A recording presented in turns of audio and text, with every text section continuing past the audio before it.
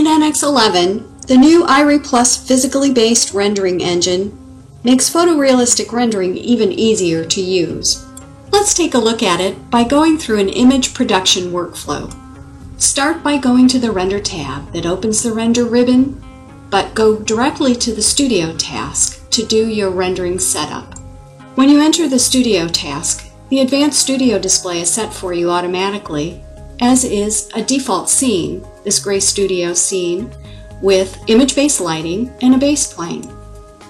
A new set of system materials is provided for you based on Iray Plus. Just drag and drop the materials onto your part, or you can also select geometry and then apply the materials. At any point, you can launch Ray Trace Studio to see the photorealistic version of your display. Notice that by default, the render mode is set to silver, and this gives you a good trade-off between quality and performance to start with. You can continue applying materials, and notice that you apply the material once and it's displayed in both Advanced Studio and Ray Trace Studio. The advantage of Iray Plus physically based rendering is that the materials look right out of the box, and that makes it easier to use. Materials can be applied to bodies. To apply a material to a face, change the selection filter to face, select the face, select the material to apply it. One advantage of using the Studio task is that it provides you with operations specific to rendering setup. One example of this is Select All Objects with this material, available on the Object pop-up. Here, we're swapping the red plastic with the blue plastic. Selected once, but applied to all the objects on which the red plastic had been applied.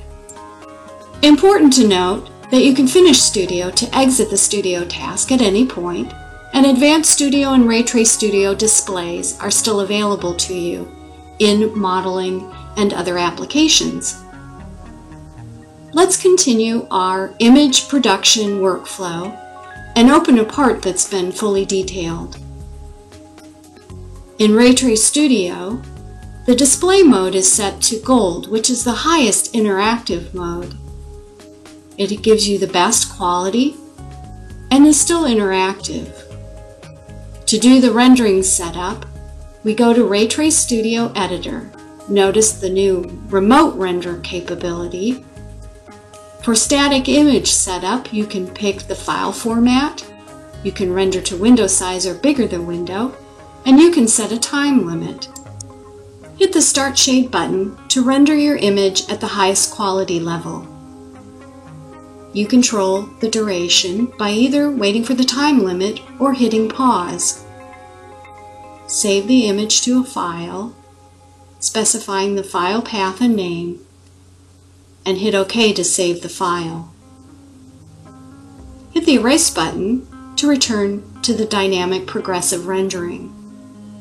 And that's it for an image production workflow using NX11 Iray Plus physically based rendering.